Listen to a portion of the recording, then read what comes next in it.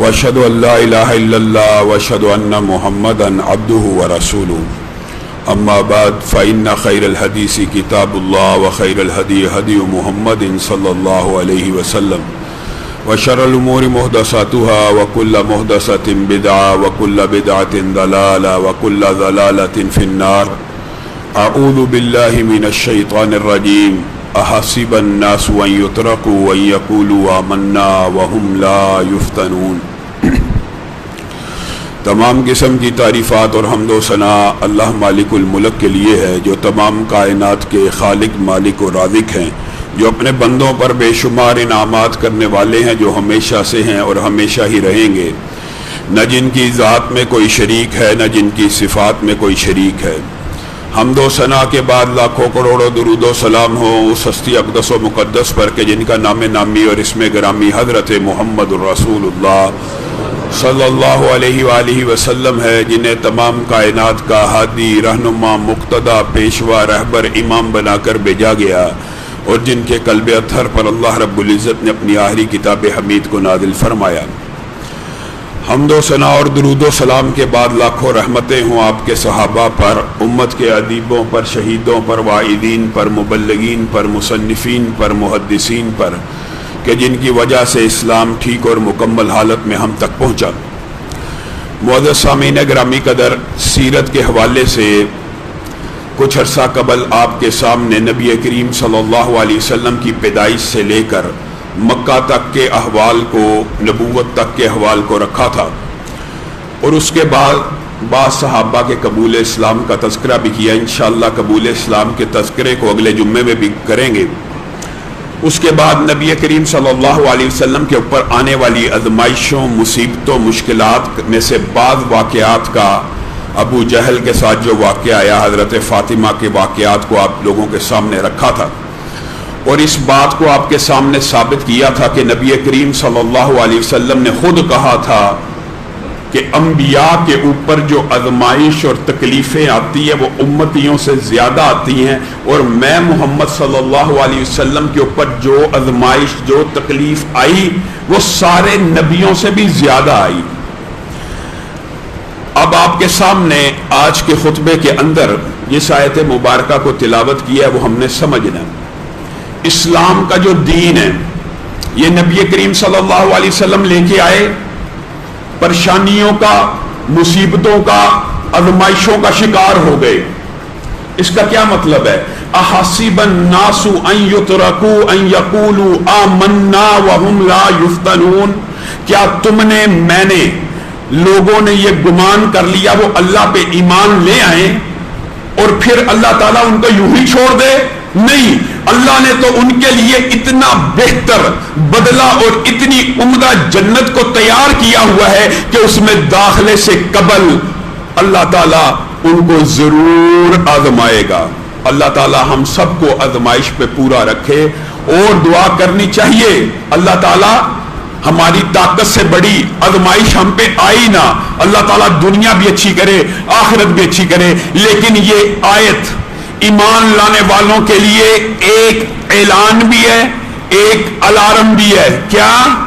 دین کے لیے قربانیاں دینی پڑیں گی، دین کے لیے مشکلات کو سہنا پڑے گا. یہ قربانیاں اور مشکلات کیا ہیں؟ وَهُمْ لَا يُفْتَنُونَ. کیا مطلب ہے اس آیت کا؟ اس آیت کا مطلب یہ ہے اگر تو چاہتا ہے تو جنت میں چلا جائے، تجھے اپنی ایک روٹین بنانی پڑے گی، تجھے اپنے وقت کی قربانی دینی پڑے گی، دین کی خاطر تجھے اپنا وقت نکالنا پڑے گا.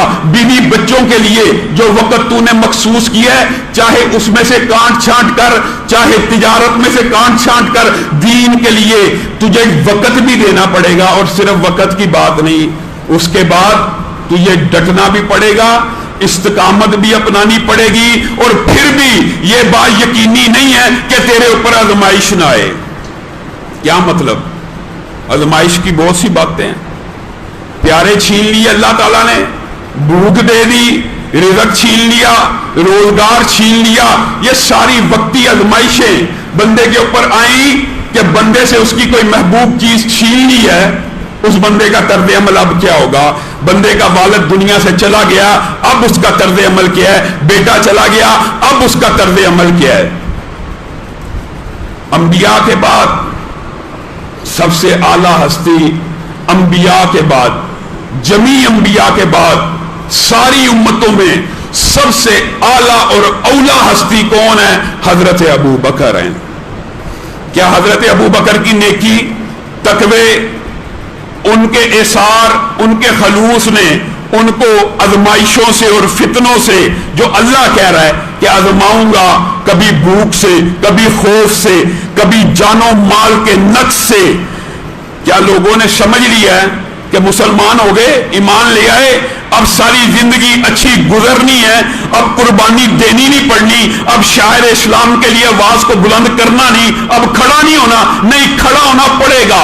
آپ کی اور میری یہ ذمہ داری ہے کہ اگر ہم نے اسلام کو قبول کر لیا ہے تو پھر ہم اسلام کی خاطر کھڑے بھی ہو جائیں، پھر اسلام کی خاطر ڈٹ بھی جائیں۔ کس طرح بتائیے؟ حضرت ابو بکر امت میں ان سے زیادہ نیک، ان سے زیادہ متقی، ان سے بڑا عالم، حضرت علی تو کہتے ہیں بتائیے سب سے بہادر امت میں کون ہے؟ لوگوں نے سمجھا علی کا اشارہ یا عمر کی طرف ہے یا اپنی طرف ہے، لوگوں نے یہی دو نام لیے، بعض روایات میں کہا آپ، کہا نہیں، اللہ کی قسم رسول اللہ کے بعد اس دھرتی کے اوپر اگر سب سے بہادر بھی اگر کوئی تھا تو ابو بکر تھا۔ وجہ کیا؟ 38 بندے ابھی اسلام کو قبول کیا، 38 افراد ہیں۔ حضرت ابو بکر نبی کریم صلی اللہ علیہ وسلم کی بارگاہ میں مقدمہ لے آئے، چلیے اللہ کے رسول، آج یہ جو 38 افراد ہیں ہر فرد اپنے قبیلے اور کنبے کو اسلام کی دعوت دے۔ نبی کریم صلی اللہ علیہ وسلم کچھ سوچ بچار میں پڑ گئے، کہا ابو بکر ابھی تو ہم بہت تھوڑے ہیں، کہا اے اللہ کے رسول میں آپ کا خطیب ہوں گا، میں خطبہ دوں گا، چلیے۔ رسول اللہ صلی اللہ علیہ وسلم اپنے 38 یہ پروانے، یہ جانثاروں کو لے کے خانہ کعبہ کے اندر آئے، حضرت ابو بکر کھڑے ہوئے، خطبہ دینا شروع کیا۔ یہ کائنات کے اندر انبیاء کے بعد سب سے افضل بندہ ہے۔ کفار مکہ نے حملہ کر دیا، اتنا مارا، اتنا مارا، عتبہ بن ربیعہ معاذ اللہ حضرت ابو بکر کے چہرے کے اوپر اپنے جوتوں کو مارتا، کبھی سیدھا کبھی الٹا، اتنا مارا، اتنا مارا، ابو بکر بے ہوش ہو کے گر پڑے۔ یہ 38 بندے بچا رہے ہیں، حملہ آور سینکڑوں ہیں۔ اب سب صحابہ نے سمجھ لیا کہ ابو بکر کا وقت رخصتی آن پہنچا، اتنی بڑی آزمائشیں اتنے جلیل القدر صحابہ پہ آئیں، میں نے اور تو نے اسلام کے لیے کیا کیا، میں نے اور تو نے اسلام کے لیے کیا قربانی دی۔ اللہ کی قسم اگر ہم قربانی دینے والے ہو جائیں، بن جائیں، تو جس طرح 1400 برس بیت چکے ہیں، آج بھی ابو بکر کا نام منبر رسول سے لیا جا رہا ہے، ان کی خدمات کو خراج تحسین پیش کیا جا رہا ہے۔ اگر میرے اور آپ میں بھی یہ جذبہ، یہ اخلاص، یہ قربانی کا دائیا پیدا ہو جائے، پھر رہتی دنیا تک ہمارے لیے ہماری نیکیاں بھی صدقہ جاریہ بن جائیں گی۔ عتبہ بن ربیعہ نے اتنا مارا کہ ان کا جو قبیلہ حضرت ابو بکر کا تھا عصبیت میں آ گیا، کہا اگر ابو بکر کو کچھ ہوا ہم قصاص لیں گے، بدلہ لیں گے۔ کپڑے میں لپیٹ کے گھر میں لے کے گئے، ہوش میں لانے کی کوشش کی، بڑی دیر بعد ہوش میں آئے، اور پہلا جملہ منہ سے کیا نکلا؟ پہلا جملہ کیا نکلا؟ ابو بکر کی عظمت کے اوپر، حضرت ابو بکر کی شان میں گستاخی کرنے والے چند بدبخت آج بھی معاشرے کے اندر توہین سے باز نہیں آتے۔ حکومت سے مطالبہ ہے ان کو فی الفور پکڑ کر کیفر کردار تک پہنچایا جائے۔ ہوش آئی، قبیلہ کھڑا، ماں کھڑی، پورا کنبہ موجود ہے۔ ابو بکر کیسے ہو؟ کہا مجھ سے میرا نہ پوچھو، مجھے بتاؤ رسول اللہ کو چوٹ تو نہیں آئی؟ ہوش میں آتے ہی پہلا جملہ منہ سے یہ نکلا، قبیلے والوں کو غصہ آ گیا، کہا دفع کرو، ام الخیر اس کو کھانا مت دینا، یہ کیسا بندہ ہے؟ ہم اس کے لیے قصاص کے لیے تیار ہو گئے، اپنے بھائیوں سے لڑنے کے لیے تیار ہو گئے، یہ ہوش میں آیا، اس کو کوئی ہوش و حواس نہیں ہے۔ معاذ اللہ وہ تو یہی کہتے تھے کہ یہ بے ہوش ہیں، یہ تو مدہوش ہیں، یہ نعوذ باللہ ان کی عقل پہ پردہ پڑ گیا ہے۔ یہ ہوش میں آتے ہی اپنا نہیں پوچھتا، اپنا نہیں سوچتا، کھانے کے لقمے نہیں کھاتا، اور کہتا ہے رسول اللہ کا کیا حال ہے۔ ماں ان کی باتیں سنتی رہی، وہ چلے گئے، उम्मुल खैर के दिल में नरमी पैदा हुई, अबू बकर के सामने खाना लेके आई कि अरसे से भूखा है। कहा माँ तू क्या समझती है, ये लुकमा मैं खा लूंगा, अल्लाह की कसम अबू बकर के मुंह में उस वक्त तक ये लुकमा नहीं जाएगा जब तक अबू बकर को ये यकीन ना हो जाए कि मेरे रसूल को चोट नहीं लगे। उम्मुल खैर परेशान हो गई, कहा बेटा कैसे होगा? कहा जाइए उम्मे जमील के पास, उससे पूछिए रसूलुल्लाह कहाँ हैं, खैर से हैं, हरीयत से हैं, मेरा दिफा कर रहे थे मेरी ऊपर। हजरत अबू बकर की ये अजमत है, हजरत अबू बकर की ये अजमत है। हजरत अबू बकर वो हैं कि जिनके दिफा के लिए रसूलुल्लाह ने अपने जिस्म को पेश किया। ऊपर आ गए, कहा मेरे नबी को चोट तो नहीं लगी, मुझे बचा रहे थे, उम्मे जमील से पूछा जाए। उम्मे जमील के पास गई, उम्मे जमील बड़ी जीरक खतून थी। उन्होंने कहा मैं नहीं जानती किसके बारे में तू बात करती है, क्योंकि अभी उम्मुल खैर ने इस्लाम को कबूल नहीं था किया। उम्मे जमील ने कहा हाँ अपने बेटे के पास मुझे ले जा, मैं उससे कुछ बात कर लूंगी। बेटे के बारे में नरमी के, प्यार के, मोहब्बत के अल्फाज बोले।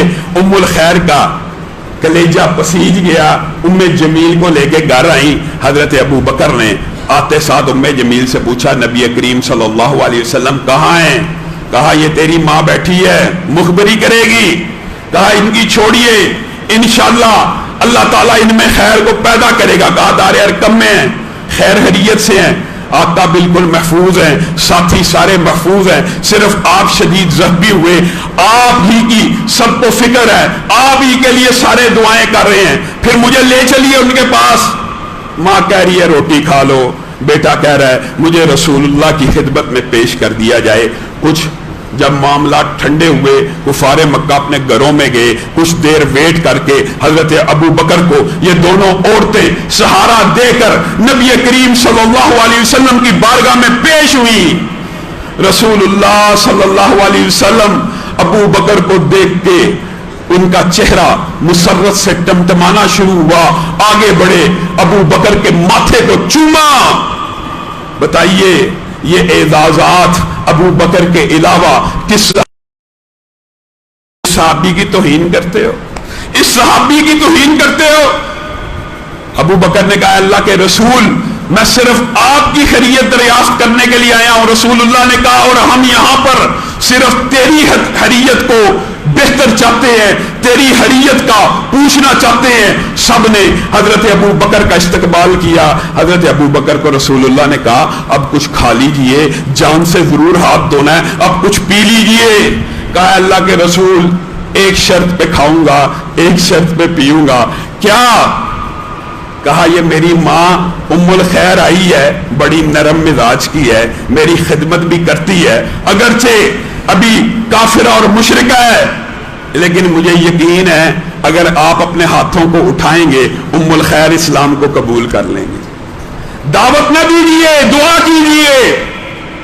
रसूलुल्लाह सल्लल्लाहु अलैहि वसल्लम ने अपने परवाने की यह ख्वाहिश सुनी, हाथों को उठाया, अल्लाह की बारगाह में गिड़गिड़ाए, ऐ अल्लाह अबू बकर की वालिदा को इस्लाम की नेमत से बहरावर फरमाए, अबू बकर के वालिद को इस्लाम की नेमत से बहरावर फरमाए। और फिर तारीख ने देखा ये वाहिद सहाबी बने अबू बकर।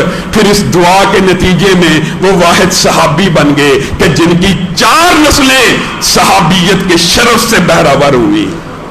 अभी उम्मुल खैर घर नहीं पहुंची, इस्लाम की दावत सीने में घर कर चुकी, इस्लाम का कलमा पढ़ लिया, बाप ने भी पढ़ लिया, माँ ने भी पढ़ लिया, बेटे ने भी पढ़ लिया, पोते ने भी पढ़ लिया, नवासे ने भी पढ़ लिया।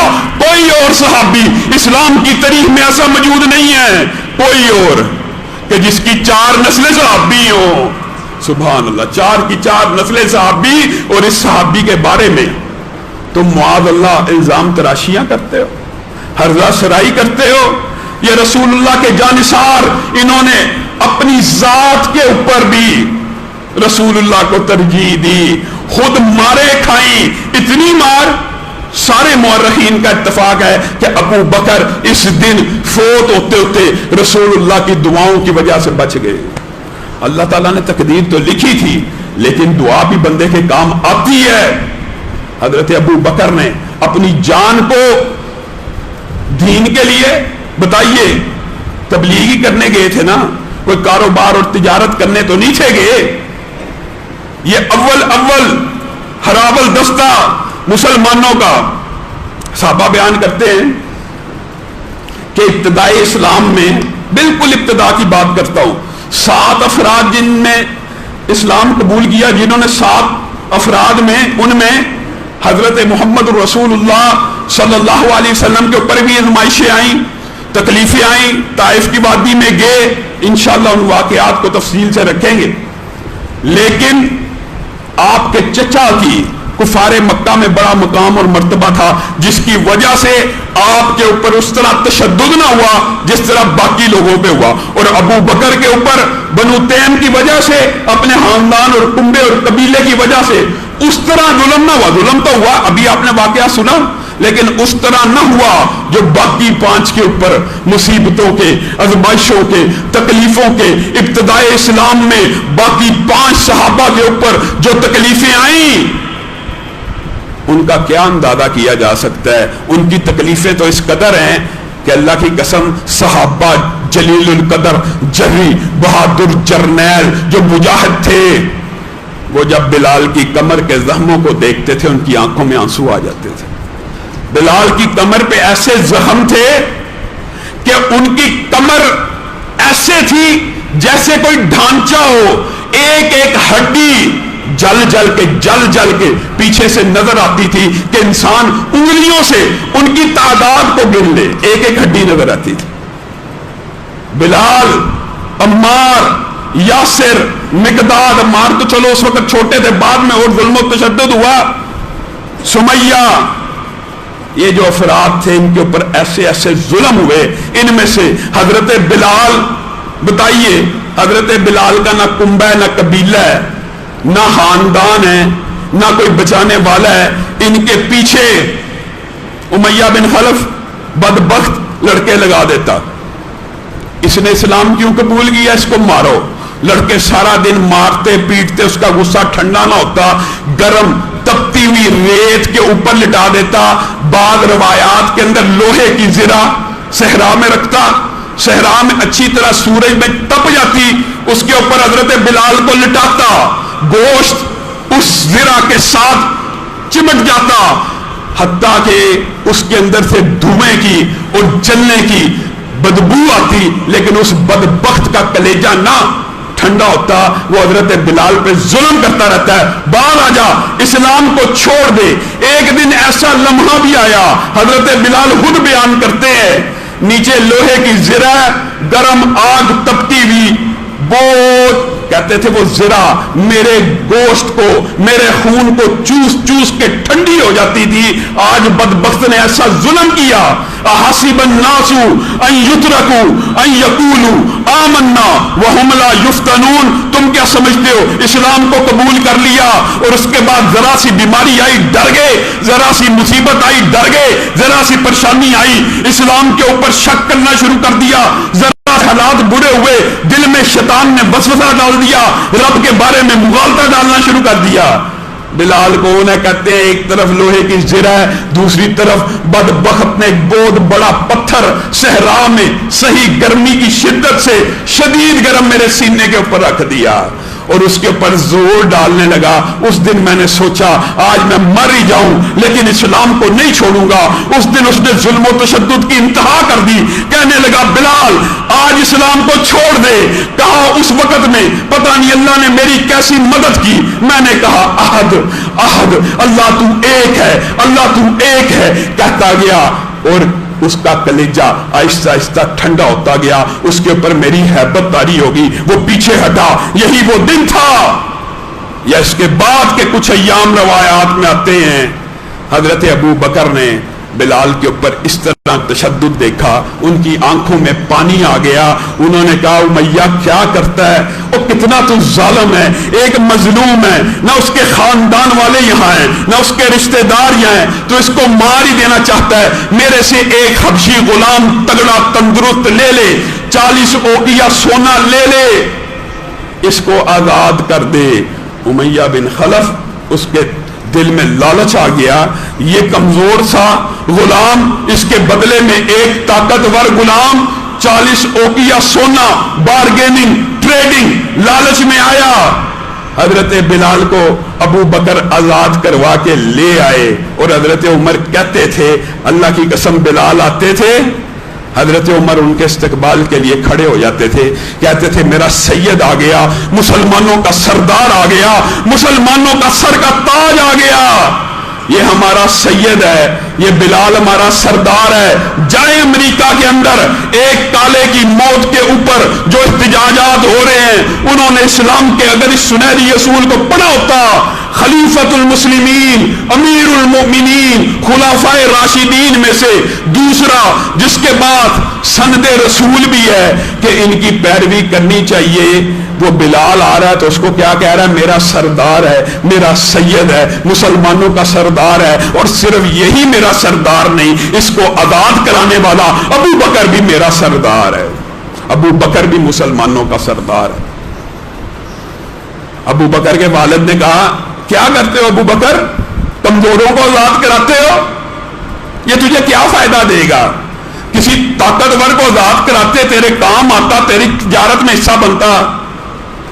فَأَمَّا مَنْ آتَى وَاتَّقَى وَصَدَّقَ بِالْحُسْنَى فَسَنُيَسِّرُهُ لِلْيُسْرَى، ان کے والد کے یہ الفاظ اللہ نے آسمان پہ سنے اور آسمان سے آیتوں کو نازل کرنا شروع کر دیا۔ ابو بکر نے یہ جواب دیا اپنے والد کو، بابا یہ میں نے اپنی تجارت کے لیے آزاد نہیں کیا، یہ ٹریڈنگ تو، یہ تجارت تو میں نے اللہ کے ساتھ کر لی ہے۔ اللہ نے آسمان سے کیا کہا ابو بکر کو؟ فَأَمَّا مَنْ آتَى وَاتَّقَى وَصَدَّقَ بِالْحُسْنَى فَسَنُيَسِّرُهُ لِلْيُسْرَى۔ اے ابو بکر، جو تو نے عطا کی، جو تو نے تقوی کا اظہار کیا، جو تو نے میری بارگاہ میں صدقہ کیا، تیرے لیے بہت ہی آسانی کے رستے رب تعالیٰ نے تیار کر دیے، اسی پر بس نہیں، پے در پہ آیات اترتی رہی۔ وَسَيُجَنَّبُهَا الْأَتْقَى الَّذِي يُؤْتِي مَالَهُ يَتَزَكَّى وَمَا لِأَحَدٍ عِندَهُ مِن نِّعْمَةٍ تُجْزَى إِلَّا ابْتِغَاءَ وَجْهِ رَبِّهِ الْأَعْلَى وَلَسَوْفَ يَرْضَى۔ اور بدبختو جس کو رب کہہ رہا ہے مخاطب کر کے، اے ابو بکر ایک دن آئے گا آپ کا رب آپ کو اتنا عطا کرے گا، آپ اپنے رب سے راضی ہو جائیں گے۔ اس ابو بکر کے بارے میں ہردہ سرائی کرتے ہو، اس ابو بکر کے بارے میں زبان درازیاں کرتے ہو، زبانوں کو لگام دو۔ وہ حامد سلطان نامی بدبخت، اپنے آپ کو عالم کہنے والا، اس نے حضرت ابو بکر کے خلاف جس طرح کی ہردہ سرائی کی ہے، کہاں پہ حکومت، کہاں پہ وہ دہشت گردی کے پروٹوکولز، کہاں پہ وہ دہشت گردی کے ایکٹ، کہاں پہ ہیں؟ وہ صرف مسلمانوں کے لیے ہیں، وہ صرف اہل سنت کے لیے ہیں۔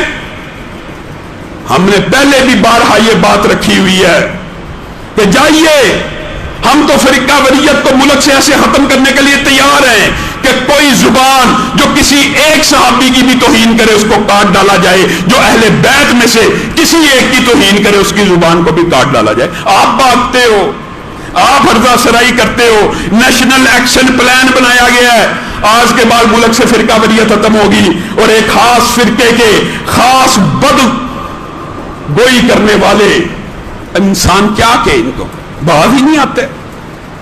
جب بھی کوئی مسئلہ ہو، اب آپ یہاں سے اندازہ لگا لیجئے کہ حضرت امیر معاویہ حضرت ابو سفیان کا کیا چکر ہے۔ کوئی چکر نہیں ہے۔ حضرت امیر معاویہ حضرت ابو بکر جتنے متقی بھی بن جائے، ان بدبختوں کی زبان سے نہیں بچ سکتے۔ ان کے دل میں رفض ہے، ان کے دل میں گالیاں ہیں، ان کے دل میں نفرت ہے۔ کس سے؟ صحابہ کے بارے میں نفرت، رسول اللہ کے خاندان کا نام لیتے ہیں۔ کیا ابو بکر سسر نہیں ہے؟ کیا ابو بکر خاندان نہیں ہے؟ کیا امی عائشہ خاندان نہیں ہے؟ امی حفصہ اور عمر خاندان نہیں ہے؟ یہ سارے کے سارے خاندان ہی کے افراد ہیں، یہ سارے کے سارے خاندان کے افراد ہیں۔ ان کو تو رسول اللہ کے خاندان سے بھی نفرت ہے۔ 3 سسر ابو بکر و عمر، ابو سفیان تینوں برے معاذ اللہ، 3 بیویاں عائشہ حفصہ ام حبیبہ معاذ اللہ تینوں بریاں، دماد عثمان برے، اور خاندان سے ہمیں محبت ہے۔ اور جھوٹے ہیں، خاندان سے کہاں محبت ہے؟ یہ رسول اللہ کا خاندان نہیں ہے۔ حضرت بلال نے، حضرت ابو بکر نے دین کے لیے اتنی قربانیاں دی ہیں، میں نے اور آپ نے کیا قربانیاں دی ہیں؟ آج یقین مانیے وہ دور آ چکا ہے کہ اسلام، مسلمان، پاکستان آپ سے اور مجھ سے قربانی کا تقاضا کر رہا ہے۔ ہم نے دین کے لیے کیا کیا ہے؟ ہم تو دین کو وقت نہیں دیتے، ہم تو دین کو پیسہ نہیں دیتے، ہم جان کہاں سے دیں گے؟ جان دینا، اور یہ جانثار یہی تھے، یہی وہ لوگ تھے کہ جن کی وجہ سے آج بھی اسلام زندہ و تبندہ ہے، اور ان کے واقعات دلوں کے اندر بلبلہ پیدا کرتے ہیں۔ حضرت ابو بکر کی یہ عادت تھی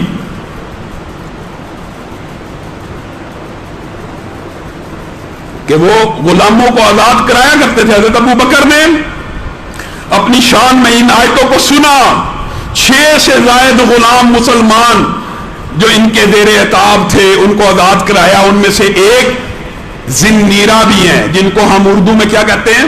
زنیرہ۔ زنیرہ کا اصل تلفظ عربی میں زنیرہ ہے، لیکن مستعمل ہے اردو میں زنیرہ رومی کے نام سے بھی۔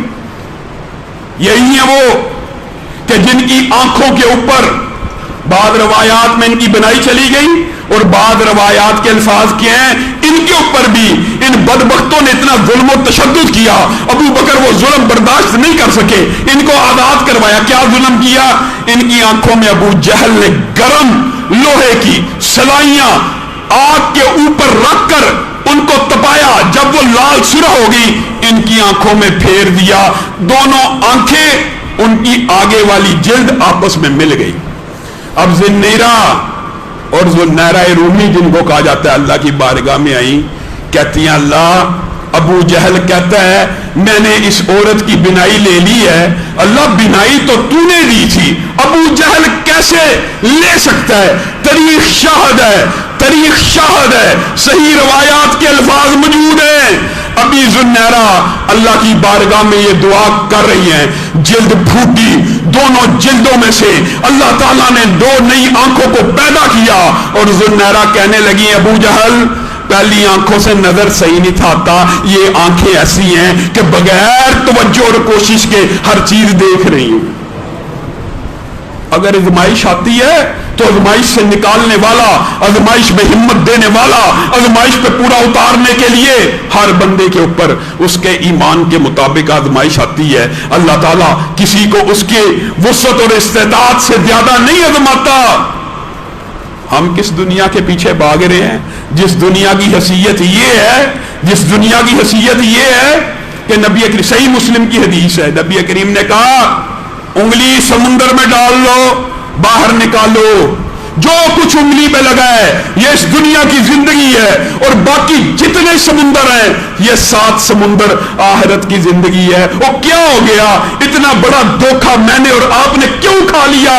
اس پانی کے ایک قطرے اور سامنے سمندر، کیا ایک ندی ہوتی، ایک ٹب ہوتا، ایک دریا ہوتا، تو مثال سمجھنے کے لیے کافی تھی کہ دنیا کی زندگی اس دریا، اس ندی، اس ٹب کے سامنے اتنی چھوٹی ہے۔ اللہ نے مثال بھی کیا دی، 7 سمندر کی زندگی، ارب ہا ارب، کھرب ہا کھرب سال کی زندگی باقی ہے۔ میرے بھائیوں، اگر اس زندگی کو منور کرنا چاہتے ہو تو اسلام کے لیے قربانیاں دینی پڑیں گی۔ اللہ رب العزت جو کہا گیا، جو سنا گیا، اس کو سمجھنے کی توفیق عنایت فرمائے۔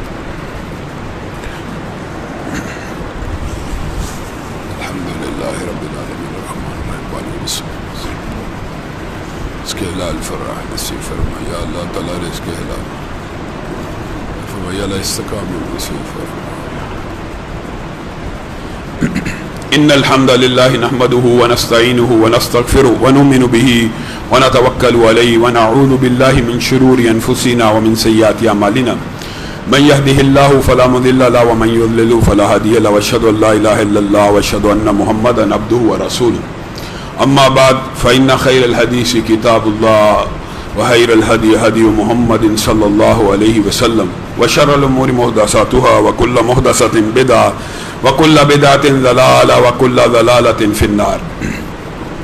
मोअज़्ज़ज़ सामीन गिरामी कदर, बातें तो बहुत सी आपके सामने रखना चाहता हूँ, लेकिन कई मरतबा वक़्त गुज़रने का एहसास नहीं होता। इंशाअल्लाह उन बातों को अगले जुम्मे तक के लिए मौखर करते हैं, और जो सबसे अहम बात उनमें से मैं समझता हूँ उस आपके सामने।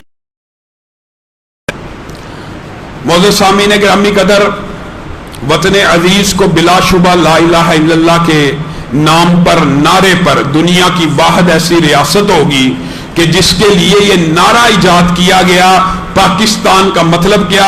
ला इलाहा इल्लल्लाह। और इस नारे के लिए मुसलमानों ने स्ट्रगल, मेहनत, एक जोश और वलवला, एक मोहब्बत, एक दीन की मोहब्बत की वजह से यह वतन अल्लाह ताला ने दे दिया।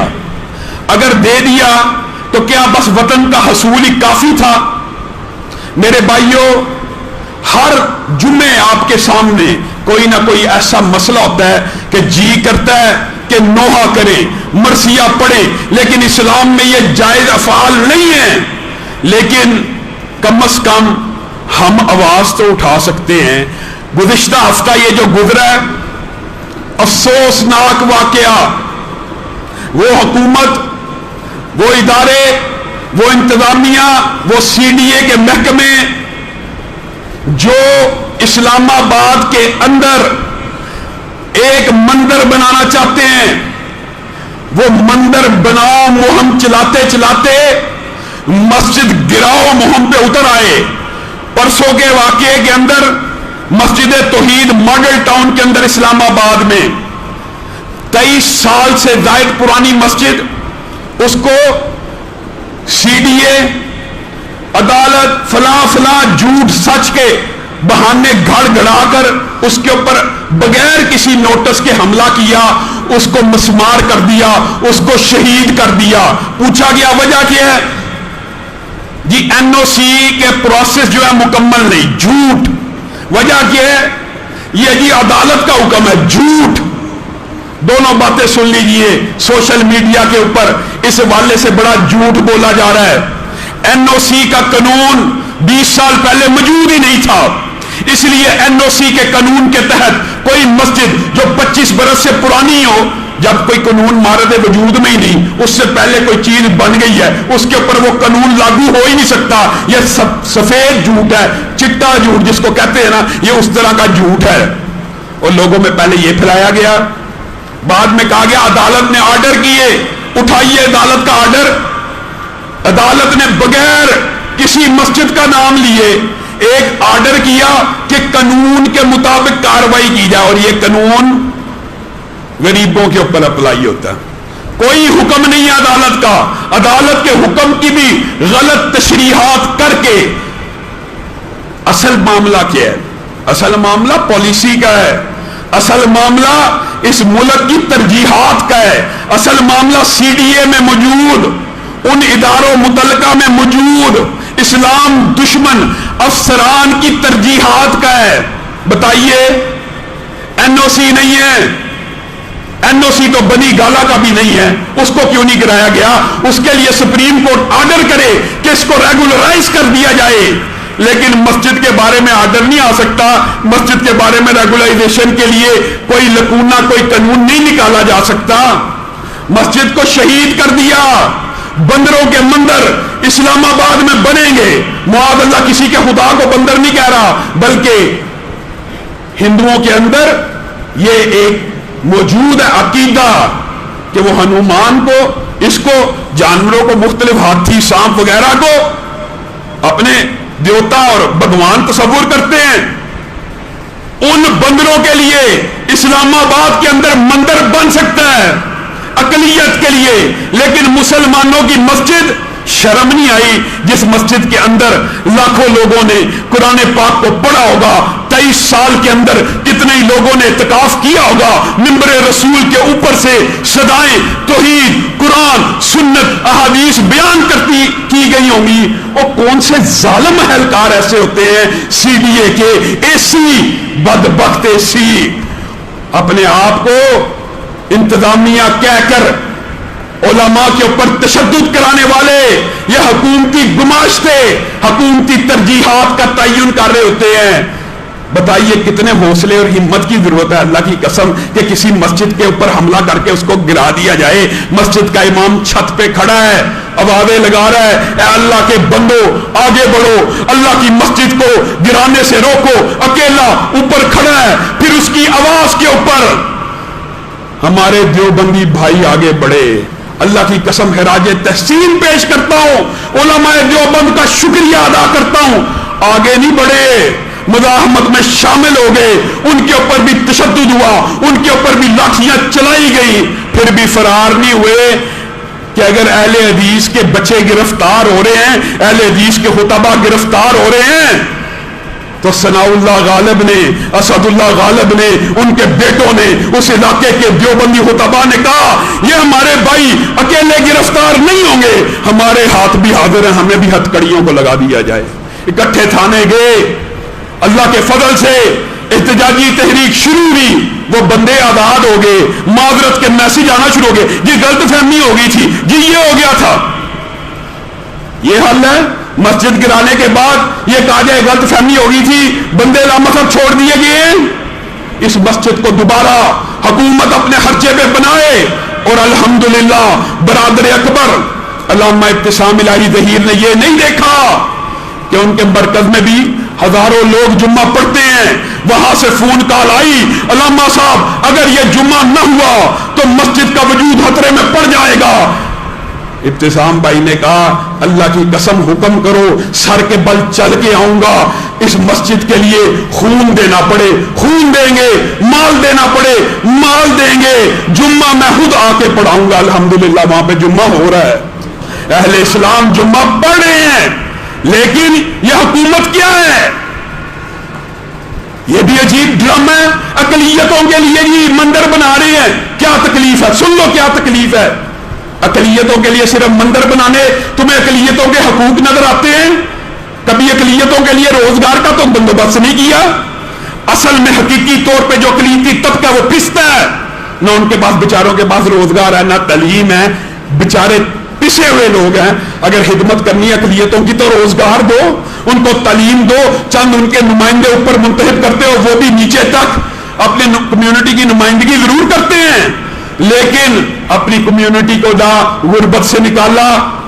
اقلیت کی خدمت یہ ہے اس کو روزگار دو, اقلیت کی خدمت یہ ہے اس کو تعلیم دو. اور دوسری بات یہ ہے, مندر پہ کیا اعتراض ہے, آپ لاجیکل عقلی منطقی بات بتائیے. ایک تو چلو فقہائے شریعت کا اس بارے میں اجماع ہے کہ اسلام کے نام پہ جو بستی آباد ہو وہاں پہ مندر نہیں بن سکتا. میرے بھائیوں, اگر مندر بنانا اکثریت کے لیے بھی جائز ہوتا تو ابراہیم اس معاشرے میں جہاں پہ وہ اکیلے مسلم تھے, اکیلے لاکھوں کی تعداد میں مشرکوں کے عبادت گاہ کا اگر یہ حق تھا تو ابراہیم نے بت کیوں توڑے تھے, کیوں توڑے, وہ تو اکیلے تھے. اور میرے بھائیوں بات سمجھو, 200 کے قریب خاندان پنڈی اسلام آباد میں کل ملا کر, اور مندر کتنے ہیں, کتنے ہیں نہیں نہ پتا. یہی بات ہے, پاکستانی عوام کو بیوقوف بنایا جاتا ہے. 5 مندر 200 خاندان کے لیے پہلے سے موجود ہے, ان کو آباد کرو, ان کی تزئین و آرائش کرو. اگر تمہیں حقیقت میں اقلیت کا مسئلہ ہوتا تو تم ان مندروں کی تزئین و آرائش کرتے, کوئی ایک مسلمان احتجاج کرتا, آواز اٹھاتا, ہم ذمہ دار ہیں. نہیں تھی اٹھانی, پہلے سے موجود عبادت گاہ بن چکی ہے, چاہے جس طرح بھی بنی. اگرچہ بعض فقہا نے یہ بھی کہا کہ کوئی عبادت خانہ کفار کا گر جائے حادثاتی طور پہ وہ بھی دوبارہ نہیں بن سکتا, لیکن یہ چلو موجود تھے, ان کی تزئین نو کرتے, ان کی آرائش و زبائش کرتے. نہیں کی وجہ آرڈر کہیں اور کا دینا, کسی اور کو ہے پیغام. یہ مندر اگر اقلیت کے لیے بنایا گیا ہوتا تو پنڈی اسلام آباد کے گرد و نما میں موجود 5 بندروں کو پہلے بنا دیا جاتا, کہا جاتا ان میں عبادت کرو. اگر یہ دل سے واقعی ان کے حقوق چاہتے, ان کو تعلیم دیتے, ان کو روزگار دیتے. نہیں, یہ اپنے آقاؤں کو خوش کرنا چاہتے ہیں, یہ ان کو دکھانا چاہتے ہیں کہ 200 سے کم افراد کے لیے یہ 4 کنال جگہ ہم نے دے دی ہے, 10 کروڑ روپیہ حکومت نے دے دی ہے, اور جس مسجد سے اللہ اکبر کی، حیا علی الصلاۃ کی، حیا علی الفلاح کی ندائیں اور صدائیں دی جاتی ہیں، ان کو ہم گرا دیں گے۔ مندر بناؤ، مسجد گراؤ۔ محمد خان صاحب، آپ نے یہ ریاست مدینہ کا نعرہ اس لیے لگایا تھا کہ آپ مسلمانوں کے جذبات سے کھیلیں، اسلامی شاعر کے اوپر حملہ کریں۔ منڈیاں نہیں لگیں گی، قربانی کے بجائے غریب کی شادی کر دینی چاہیے، حج کے جو پیسے جوڑے ہیں اس مرتبہ غریبوں کو دے دیے جائیں۔ جس نے حج کی نیت کی، حج کے اوپر پابندی لگ گئی، اس کا حج کا ثواب تو اس کو مل گیا ہے، لیکن حج کا فرض ساقط نہیں ہوا۔ وہ اپنے پیسے سیو کر کے اگلے سال کے لیے حج کر سکتا ہے، غریبوں کی مدد باقی مال میں سے کرے، اور جس نے فرضی حج کر لیا ہوا ہے وہ چاہے غریبوں کو دے دے۔ قربانی نہ کرو۔ کرونا بندوں سے آہستہ آہستہ جانوروں میں منتقل ہونا شروع ہو گیا، پہلے بھی آپ کے سامنے کہا تھا یہ ہونا ہے۔ منڈیاں نہیں لگیں گی، قربانی نہیں ہوگی، عید کے اجتماع نہیں ہوں گے۔ اللہ کی قسم، جب تک پاکستان کے اندر توحید پرست، اسلام کا نام لینے والے، اور یہ بھی بات یاد رکھیے، اللہ کا شکر ہے آج اہل حدیث، دیوبند، بریلوی اسلام کے مشترکات کے اوپر، معاملات کے اوپر ایک ہو چکے ہیں۔ وجہ کیا ہے؟ اور میرے بھائیوں، عبادت کی ادائیگی کا اختلاف ہوتا ہے، عقائد میں اختلاف ہوتا ہے، لیکن ان تین مسالک کے اندر بتائیے ایمانداری سے، چوری کے اوپر کوئی اختلاف ہے؟ ڈکیتی کے اوپر، زنا کے اوپر، سود کے اوپر، غیبت کے اوپر، جھوٹ کے اوپر، رشوت کے اوپر، دنیا کے جتنے معاشرتی معاملات ہیں، بے حیائی کے اوپر، بے پردگی کے اوپر کوئی اختلاف نہیں ہے۔ یہ جان بوجھ کے لبرل مافیا نے پھیلایا ہوا ہے۔ ہمارا آپس میں معاشرتی معاملات میں کوئی اختلاف موجود نہیں ہے، اور یہ مشترکات کی وجہ سے یہ مسالک قریب آ رہے ہیں تو اب رونا ڈال گیا ہے۔ یہ جی مولوی سیٹوں کے لیے اکٹھے ہو رہے ہیں، کیسے بدبخت لوگ ہیں۔ جب تک یہ اسلام پرست، توحید پرست، اللہ کا نام لینے والے، رسول اللہ کو نبی ماننے والے اس دھرتی کو لا الہ الا اللہ کی بنیاد پہ حاصل کیا گیا زندہ ہیں، انشاءاللہ یہاں پہ قربانیاں بھی ہوں گی، عید کے اجتماعات بھی ہوں گے۔ دنیا کی کوئی طاقت ہمیں ان باتوں سے نہیں روک سکتی، نہیں روک سکتے۔ اگر جرأت ہے تو روک لو، اگر جرأت تھی تو آج کا جمعہ روک لیتے۔ ہمارا حکومت سے مطالبہ ہے کہ جو مسجد شہید کی گئی ہے اس کو اپنے خرچے پر، معذرت ہمیں قبول نہیں ہے، اس کو اپنے خرچے پر دوبارہ بنایا جائے۔ سبحان ربک رب العزت عما یصفون وسلام علی المرسلین والحمد للہ رب العالمین۔ دو اعلانات